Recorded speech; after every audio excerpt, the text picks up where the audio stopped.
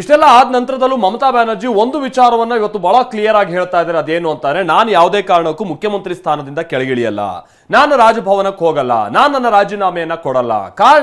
ಕಾರಣ ಏನು ಅಂತ ಅಂದ್ರೆ, ಎಲೆಕ್ಷನ್ ಕಮಿಷನ್ ಬಿಜೆಪಿಯ ಜೊತೆಗೆ ಸೇರಿ ಬಹಳ ಇಲ್ಲೀಗಲ್ ಆದಂತ ಪ್ರೊಸೀಜರ್ಸ್ ಗಳನ್ನ ಮಾಡಿದ್ದಾರೆ. ಅವರು SIR ವಿಚಾರವನ್ನು ಕೂಡ ಈ ಸಂದರ್ಭದಲ್ಲಿ ಪ್ರಸ್ತಾಪ ಮಾಡಿದ್ದಾರೆ. ನಾವೊಂದು ಕಮಿಟಿ ಮಾಡ್ತೀವಿ, ನಮ್ಮ ಸಂಸದರ ಕಮಿಟಿ, ಏನೇನು ತಪ್ಪುಗಳಾಗಿದೆ, ಏನೇನೋ ನಮ್ಮ ವಿರುದ್ಧವಾದಂತ ಸಂಚು ರೂಪಿಸಿದ್ದಾರೆ, ಅದೆಲ್ಲವನ್ನು ಕೂಡ ನಾವು ಬಯಲಿಗೆಳ್ತೀವಿ ಅಂತೆಲ್ಲ ಹೇಳ್ತಿದ್ದಾರೆ. পার্টিতে ঠিক করব ভাই, আমি তো একা নই, একটা পার্টি আমার সাথে আছে ফুল। আমরা আসামেও কালকে একটা সিট জিতেছি, তারপরে ওখানেও অত্যাচার করতে শুরু করেছে, সুস্মিতা দেব আমাকে জানালো। পরবর্তী স্ট্র্যাটেজি আমরা পার্টিতে বসে ঠিক করব। আপনারা টাইম টু টাইম জানতে পারবেন, চিন্তা কোনো কারণ নেই। কেন, কিসের জন্য? আমরা তো হারিয়ে নিয়ে যাব। হারলে আমি যদি শপথ নিতে যেতাম তাহলে আমি রেজিগনেশনটা করতাম। এখন তো কোয়েশ্চেন ডাজন্ট অ্যারাইজ। এটা আমরা পার্টিতে ಇದು ಮಮತಾ ಬ್ಯಾನರ್ಜಿ ಅವರು ಇಡ್ತಾ ಇರುವಂತಹ ವಾದ. ಪ್ರೊಸೀಜರ್ ಪ್ರಕಾರ ಏನು, ಅವ್ರಿಗೆ ಬಹುಮತ ಬರದೇ ಇರುವಂತಹ ಸಂದರ್ಭದಲ್ಲಿ ಅವ್ರು ಹೋಗಿ ತಮ್ಮ ರಾಜೀನಾಮೆಯನ್ನ ಸಲ್ಲಿಸೋದು, ಅದಾದ ನಂತರದಲ್ಲಿ ಹೊಸ ಸರ್ಕಾರ ರಚನೆ ಆಗುವ ತನಕ ಒಬ್ಬ ಕೇರ್ ಟೇಕರ್ ರೀತಿಯಾಗಿ ಅವರು ಕೆಲಸ ಮಾಡಬೇಕಾಗುತ್ತೆ. ಅಷ್ಟೇ ಅವರಿಗಿರುವಂತಹ ಒಂದು ಆಪ್ಷನ್ಸ್.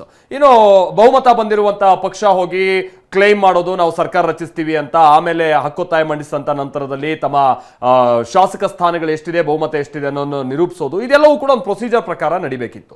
ಬಟ್ ಹಾಗಾದ್ರೆ ಬಂಗಾಳದಲ್ಲಿ ಆ ರೀತಿಯಾಗಿ ಆಗದೆ ಹೋದ್ರೆ ವಾಟ್ ನೆಕ್ಸ್ಟ್ ಅನ್ನುವಂಥದ್ದು ಈಗಿರುವಂತ ಪ್ರಶ್ನೆ. ನಮ್ಮ ಜೊತೆಗೆ ನಮ್ಮ ಪ್ರತಿನಿಧಿ ರಮೇಶ್ ಇದಕ್ಕೆ ಸಂಬಂಧಪಟ್ಟ ಹಾಗೆ ಹೆಚ್ಚಿನ ಡೀಟೇಲ್ಸ್ ಅನ್ನ ಕೊಡುವಂತ ನಿಟ್ಟಿನಲ್ಲಿ ಜಾಯ್ನ್ ಆಗ್ತಾ ಇದ್ದಾರೆ. ರಮೇಶ್, ಮಮತಾ ಬ್ಯಾನರ್ಜಿ ಅವರು ಹೇಳಿರುವಂತ ಮಾತುಗಳನ್ನ ಬಹುಶಃ ನೀವು ಕೇಳಿಸ್ಕೊಂಡಿರ್ಬೋದು. ಯಾವ ಕಾರಣಕ್ಕೂ ನಾನು ರಾಜಭವನಕ್ಕೆ ಹೋಗಲ್ಲ, ಯಾವ ಕಾರಣಕ್ಕೂ ನಾನು ರಾಜೀನಾಮೆ ಕೊಡಲ್ಲ ಅಂತ ಹೇಳ್ತಾ ಇದ್ರು ಕೂಡ.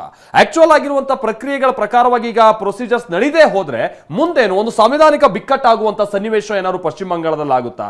ಏನ್ ಕತೆ ರಮೇಶ್?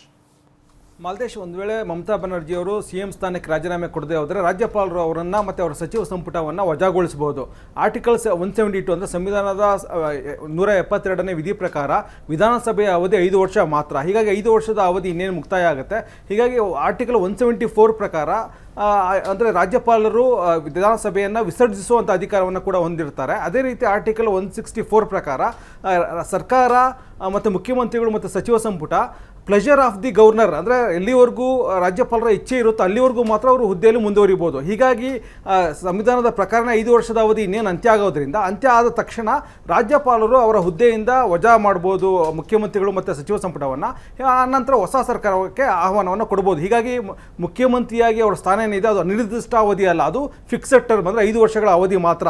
ಪಾರ್ಲಿಮೆಂಟು ಅಪರೂಪದ ಸಂದರ್ಭದಲ್ಲಿ, ತುರ್ತು ಸಂದರ್ಭದಲ್ಲಿ, ಎಮರ್ಜೆನ್ಸಿ ಸಂದರ್ಭದಲ್ಲಿ ಮಾತ್ರ ಆ ವಿಧಾನಸಭೆಯ ಅಧಿಕಾರವನ್ನು ಅಥವಾ ಅವಧಿಯನ್ನು ವಿಸ್ತರಿಸ್ಬೋದು. ಆದರೆ ಇಲ್ಲಿ ಅಂಥ ಪರಿಸ್ಥಿತಿ ಉದ್ಭವ ಆಗಿಲ್ಲ.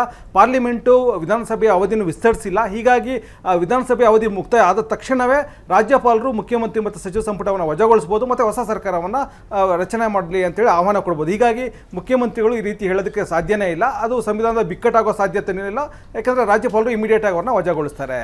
ರಮೇಶ್, ಇನ್ ಕೇಸ್ ಏನಾದರೂ ಇವರು ಚುನಾವಣಾ ಪ್ರೊಸೀಜರೇ ಸರಿಯಾಗಿ ನಡೆದಿಲ್ಲ ಅಂತೇಳಿ ಸುಪ್ರೀಂ ಕೋರ್ಟ್ಗೆ ಹೋಗೋದು, ಅಲ್ಲಿ ತಡೆ ಅಂದ್ರೆ ಈ ತರದ್ ಏನಾದ್ರೂ ಅವಕಾಶಗಳಿದೆ? ಆ ರೀತಿಯಾದಂತಹ ಮಾತುಗಳನ್ನು ಇವತ್ತು ಆಡ್ತಾ ಇದ್ರು. ಆ ಕಾರಣಕ್ಕಾಗಿ ರಮೇಶ್, ಮಾಲ್ತೇಶ್, ಇವರು ಸುಪ್ರೀಂ ಕೋರ್ಟ್ ಮೊರೆ ಹೋಗ್ಬೋದು, ಎಲೆಕ್ಷನ್ ಪಿಟಿಷನನ್ನು ಸಲ್ಲಿಸ್ಬೋದು. ಆದರೆ ಏನೇ ಸಲ್ಲಿಸಿದ್ರು ಕೂಡ ಅವರು ಮುಖ್ಯಮಂತ್ರಿಯಾಗಿ ಮುಂದುವರೆದು ಯಾವುದೇ ಕೆಲಸವನ್ನು ಮಾಡೋಕ್ಕೆ ಸಾಧ್ಯ ಇಲ್ಲ. ಯಾಕೆಂದರೆ ಸಂವಿಧಾನದ ಪ್ರಕಾರನೇ ಸುಪ್ರೀಂ ಕೋರ್ಟ್ ಕೂಡ ನಡ್ಕೋಬೇಕಾಗುತ್ತೆ. ಸುಪ್ರೀಂ ಕೋರ್ಟ್ ಕೂಡ ಅಂದರೆ ಇದಕ್ಕೆ ತಡೆಯಾಜ್ಞೆ ಕೊಡೋಕ್ಕಾಗಲ್ಲ. ಅಂದರೆ ಹೊಸ ಸರ್ಕಾರ ರಚನೆ ಮಾಡಬಾರ್ದು ಅಂತೇಳಿ ತಡೆಯಾಜ್ಞೆ ಕೊಡುವಂಥ ಸಂದರ್ಭವೇ ಉದ್ಭವ ಆಗೋದಿಲ್ಲ. ಇವರು ಕೇಳ್ಬೋದು, ಸುಪ್ರೀಂ ಕೋರ್ಟಲ್ಲಿ ಆ ರೀತಿ ಅಹವಾಲನ್ನು ಮಂಡಿಸ್ಬೋದು. ಆದರೆ ಸುಪ್ರೀಂ ಕೋರ್ಟ್ ಆ ರೀತಿ ಯಾವುದೇ ರೀತಿ ಆದೇಶ ಕೊಡುವಂಥ ಸಾಧ್ಯತೆ ಇಲ್ಲ. ಆಗ ಒಂದು ವೇಳೆ ಏನಾದರೂ ಸುಪ್ರೀಂ ಕೋರ್ಟ್ ಆ ರೀತಿ ಆದೇಶ ಮಾಡಿದ್ರೆ ಆಗ ಸಂವಿಧಾನಿಕ ಬಿಕ್ಕಟ್ಟು ಎದುರಾಗುತ್ತೆ. ಯಾಕಂದರೆ ಸಂವಿಧಾನದಲ್ಲಿ ಅದಕ್ಕೆ ಅವಕಾಶ ಇಲ್ಲ. ಹೀಗಾಗಿ ಸುಪ್ರೀಂ ಕೋರ್ಟ್ಗೆ ಒಂದು ವಿಧಾನಸಭೆಯನ್ನು ಅನಿರ್ದಿಷ್ಟ ಅವಧಿ ಅವಧಿಯನ್ನು ವಿಸ್ತರಿಸುವಂಥ ಅಧಿಕಾರ ಸುಪ್ರೀಂ ಕೋರ್ಟ್ಗಿಲ್ಲ. ಅದಿರೋದು ಕೇವಲ ಪಾರ್ಲಿಮೆಂಟ್ಗೆ ಮಾತ್ರ. ಮತ್ತು ಎಮರ್ಜೆನ್ಸಿ ಸಂದರ್ಭದಲ್ಲಿ ಮಾತ್ರ ಆ ರೀತಿ ಅವಧಿಯನ್ನು ವಿಸ್ತರಿಸಬಹುದು. ಇಲ್ಲ 5 ವರ್ಷದ ಅವಧಿ ಮುಕ್ತಾಯ ಆಗೋದ್ರಿಂದ ಮಮತಾ ಬ್ಯಾನರ್ಜಿ ತಮ್ಮ ಅಧಿಕಾರದಿಂದ ಇಳಿದು, ಅಂದರೆ ಅವರು ರಾಜೀನಾಮೆ ಕೊಟ್ಟು ಆನಂತರ ಅವರು ಕೋರ್ಟ್ನಲ್ಲಿ ಫೈಟ್ ಮಾಡ್ಬೋದು. ಹೇಗೆಲ್ಲ ಅಕ್ರಮಗಳು ನಡೆದಿದೆ, ಹೇಗೆ ಅದು ಅಧಿಕಾರವನ್ನು ದುರುಪಯೋಗ ಮಾಡ್ಕೊಂಡಿದೆ ಅನ್ನೋದನ್ನು ಸುಪ್ರೀಂ ಕೋರ್ಟ್ನಲ್ಲಿ ಅವರು ಮುಂದಿನ ದಿನಗಳಲ್ಲಿ ಫೈಟ್ ಮಾಡ್ಬೋದು. ಆದರೆ ಈ ಹಂತದಲ್ಲಿ ಅವರು ರಾಜೀನಾಮೆ ಕೊಡದೆ ಬೇರೆ ದಾರಿ ಇಲ್ಲ. ಕೊಡದೆ ಹೋದರೆ ಸರ್ಕಾರವನ್ನು ವಜಾಗೊಳಿಸುವಂಥ ಅಧಿಕಾರ ರಾಜ್ಯಪಾಲರಿಗಿರುತ್ತೆ. Malthesh, thank you Ramesh.